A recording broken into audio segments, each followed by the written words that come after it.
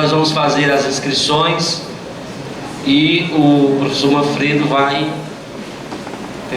responder. Nós vamos fazer uns blocos, né, professor, de umas 2 ou 3 questões, para poder o professor fazer o registro. Calma, o Emerson vai ajudar aqui.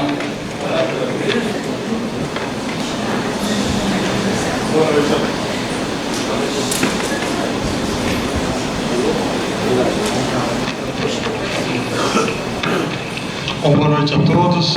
Boa noite ao professor Manfredo. Parabéns pela belíssima exposição. Satisfação de escutá-lo novamente depois de tantos anos sendo seu aluno, né? Fiquei muito feliz em escutá-lo e me senti profundamente contemplado por sua fala, porque ultimamente eu estou integrando o GT de Filosofia Política Contemporânea e na última semana de maio, em Recife, eu levei um texto para esse GT onde o tema era democracia e pluralidade, do direito de divergir e da responsabilidade de preservar, justamente tentando enfrentar o problema que você minimamente trouxe hoje. Eu acho que no final eu caminho numa solução de diferença, uma solução diferente, também não sei se é suficiente, era muito mais uma aposta, mas me inquieta algumas questões dentro desse diagnóstico que o professor faz, e aí eu queria que você me ajudasse a pensar a partir da seguinte questão.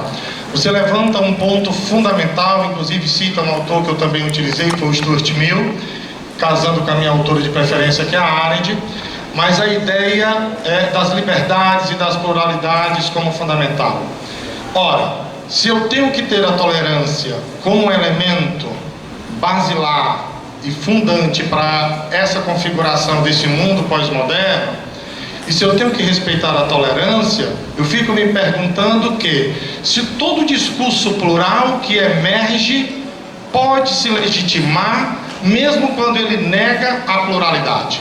Se nós nos fôssemos fazer entender dentro de uma perspectiva ético-política ou política, o discurso nazifascista ou fascista, que se ocupa do direito plural de ter voz, mas uma vez alcançando o poder, mina a estrutura democrática e a estrutura plural. No meu diagnóstico, eu entendo que 2 instituições seriam possíveis de fazer isso, minimamente entre outras, o direito e a nossa academia. Mas, historicamente, muitas vezes o direito sucumbiu a isto e a própria academia. O Heidegger talvez seja um bom exemplo disso, mas para apenas citar um. E aí eu fico me perguntando, é possível sustentar esse tipo de pluralidade? Eu acredito que minimamente na fala do professor você encaminha que não. Mas põe o elemento da dignidade humana, um elemento universal, que eu tenho alguma dificuldade de trabalhar com essa particularidade, e levanto a bola para você me ajudar a pensar um pouco. Eu apelo para que os coletivos, né, essas identidades sociais que você falou, que eu chamo no meu texto de coletivos, de negros, de LGBTs, de mulheres, da juventude, se levante, se não há a perspectiva nem jurídica, como a Arendt dizia, do direito a ter direitos, que sai da formalidade substancial e tem que alcançar seres finitos, epocalmente definidos, mas muitas vezes ficam lá. E quanto a esse limbo, a gente tem que ocupar o espaço público, não dá para esperar pela dignidade, dizer, essa é a minha questão. Depois a própria categoria, e aí aqui eu encerro, a própria categoria de tolerância, apesar de achá-la profundamente legítima para a discussão, me parece que ela tem um pressuposto de que eu estou num lugar de escolha do outro. Eu fico me perguntando se o alcance do outro como legítimo outro, como o próprio Levinas ou o nosso amigo biólogo chileno aqui perto, Maturana, trabalha, não seria uma saída mais possível do que tolerar, mas permitir que o outro seja outro enquanto legítimo outro. Eu não o tolero, eu respeito a sua subjetividade como direito de fala, mas muito mais para provocar a discussão e agradecer a sua fala. Ok, obrigado, professor.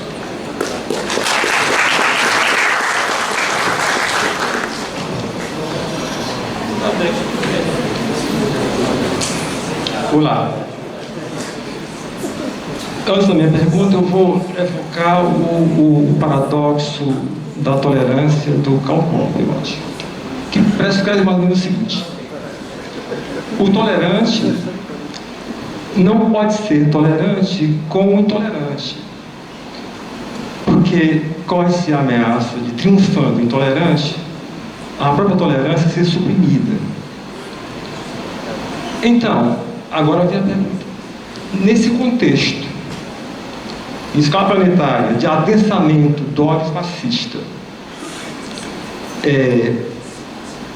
adotar uma ética da não violência, portanto da tolerância, distração cristã ou não importa, não nos tornaria cúmplices das pessoas brutais, em cujo proveito a violência se exerce.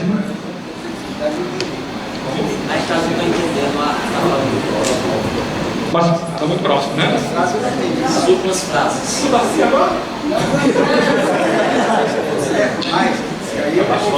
Tá legal agora? Tá legal? Tá legal? Foi mal. Retomando a pergunta. No contexto planetário de ascensão do ódio fascista, adotar uma ética da não violência, da tolerância, portanto, não nos tornaria cúmplices das pessoas brutais em cujo proveito a violência se exerce. Perguntar de um modo mais simples e direto. Você admitiria uma legitimidade moral no uso da violência pelas pessoas tolerantes contra os intolerantes? E lembre-se, antes de responder, que na Alemanha nazista os tolerantes foram tolerantes com os intolerantes. Essa pergunta. O senhor Ralph Edge, que passa por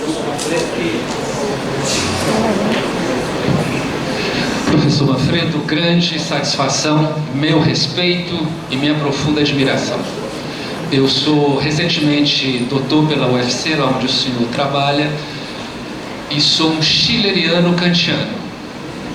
Isso significa muito. Me parece que a questão levantada aqui, do ponto de vista puramente filosófico e teórico, é metodológico. Como conciliar universidade e particularidade. Se o totalitarismo é um universal que nega tudo aquilo que se impõe como particular, que quer marcar a fronteira como diferente, então teoricamente me parece que a gente quer descobrir uma conciliação, uma síntese entre o universal e o particular, mas essa síntese seria novamente um conceito e portanto um universal. Estaríamos andando em círculos, estaríamos num paradoxo, tentando resolver metodologicamente, teoricamente, essa conciliação. Se o universal é sempre um conceito e precisamos fugir do conceito, como é que teoricamente vamos resolver isso? Um conceito que não seja conceito? Kant já falava disso, as ideias. Deus. Isso é teórico. Compete a nós discutir isso exaustivamente e talvez nunca consigamos. Trata-se de um paradoxo. Acho que urge a prática. Na prática, como é que a gente soluciona, né, a realidade política que hoje está avassalando o mundo e nós aqui somos vítimas dessa realidade que silenciosa hoje se expôs novamente e nós estamos conceituando de fascismo. Como conciliar? Na sua esplêndida exposição, a palavra capital foi tolerância. Como tolerar aquele que nos afronta? Como tolerar aqueles que se impõem de forma violenta? Como tolerar aquele que impunha contra nós uma arma? Seja a agressão moral, seja a agressão física de fato. Como tolerar? Só me vem a imagem, e aí eu volto tentando fazer esse link com como fugir do paradoxo do conceito. E aí eu lembro do Cristo, lembro do Buda, que eram pessoas que... Vamos falar do Cristo, que é mais ocidental, acho que todo mundo vai compreender melhor. O amor. Essa é a palavra central na vida daquele homem. E o amor, enquanto conceito, não é um conceito que se explique, ou se auto-explique teoricamente, mas tanto que ele mostrou na prática, e só na prática poderia ser demonstrado o que é o amor. Essa prática seria a tolerância? ou uma expressão da tolerância, já que a gente não pode fechar, conceituar.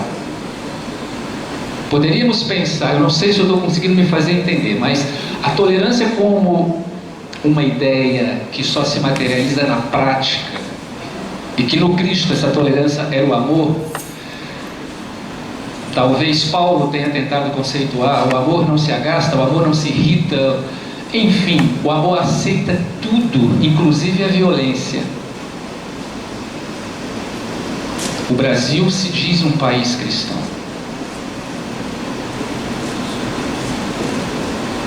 Essa é uma contradição meramente humana, essa é uma contradição meramente teórica, esse é um desafio só de nós filósofos. Como isso se resolve? É uma pergunta que eu faço para o senhor, não apenas do ponto de vista do professor, da sumidade teórica filosófica, mas como um prático do espiritualismo cristão. Obrigado.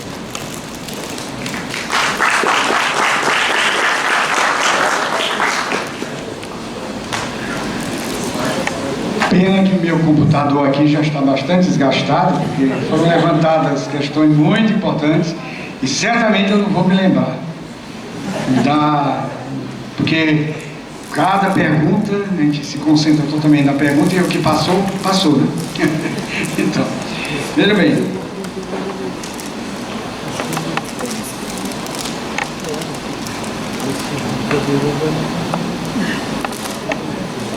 Minha letra é insuperavelmente ruim.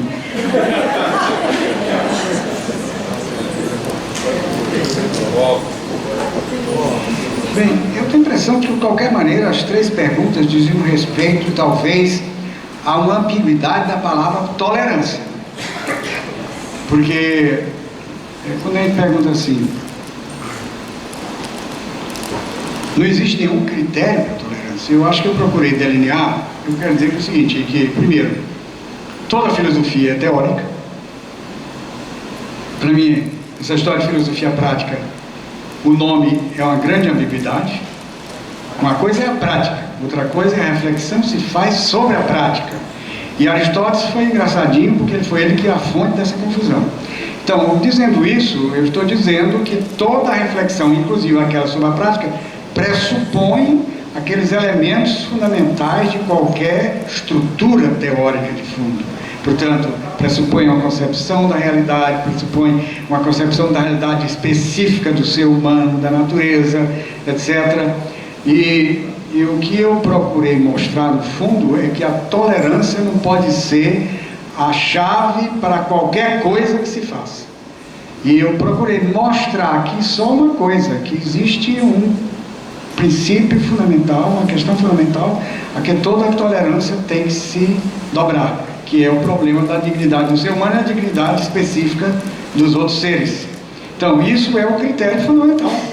De modo de falar que a gente pode ser intolerante com intolerante, eu tenho que ser intolerante com intolerante, se ele é destruidor da dignidade da pessoa humana ou destruidor da dignidade específica dos seres da natureza. Eu acho que talvez a palavra tolerância é ruim mesmo. Quando você até tentou dizer, no fundo, era o amor, quer dizer, eu não sei se aquilo que eu levantei aqui, porque a minha perspectiva supõe um tipo de filosofia que vai além de Kant, né? No sentido de dizer que todo aquele esforço que fez o idealismo alemão e que hoje outros fazem, por exemplo, via filosofia analítica, etc., de superar o abismo criado pela filosofia transcendental entre o nível conceitual e o nível real, etc. Então, a minha exposição pressupõe isso como superado, porque eu não podia, evidentemente, minimamente dizer em que sentido, etc. Então, quer dizer, a questão toda aqui está aqui. É impossível aceitar tolerantemente um sistema intolerante no sentido de destruidor da dignidade, seja a dignidade enquanto tal, universal, ou seja a dignidade das formas específicas do ser humano ser, né? Eu acho que, do ponto de vista filosófico, aqui é uma questão fundamental, né? Talvez a palavra tolerância não seja boa, porque quando a gente fala, bom, você é muito tolerante, quer dizer, você aceita tudo, tanto faz.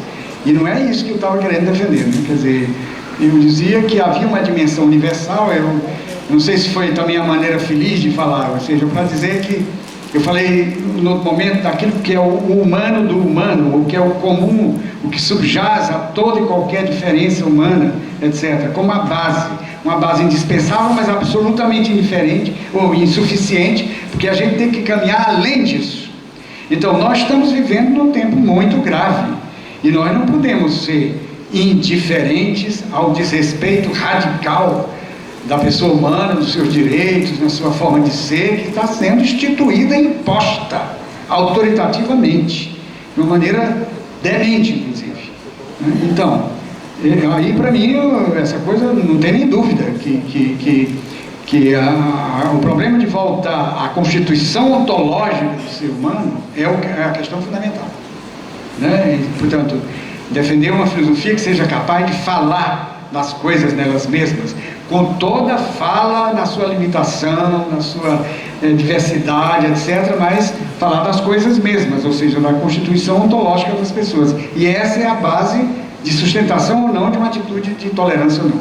Eu lamento mesmo não ter podido conservar a riqueza do que vocês disseram, mas foi tanta coisa rica que eu terminei esquecendo, que não dá mais para me lembrar.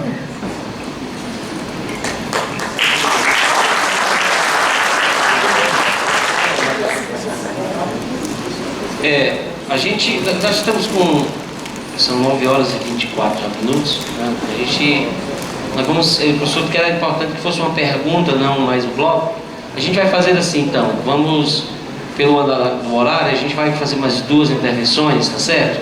Não sei se o brother levantou ali, logo no início, né?